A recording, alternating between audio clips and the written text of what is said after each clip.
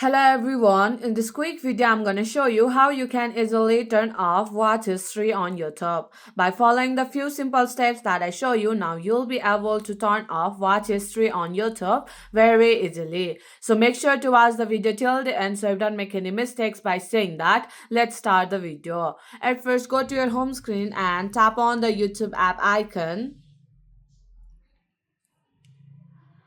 And tap on your profile picture or this U button which is located in the bottom right corner, and tap on the settings icon or gear icon which is located in the top right corner.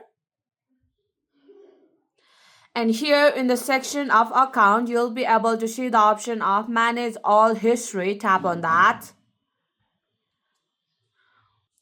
And this type of interface will be shown, and here you have to tap on saving your YouTube history, and here you'll be able to see the option of turn off. Tap on that, and here you have to tap on pause and tap on got it.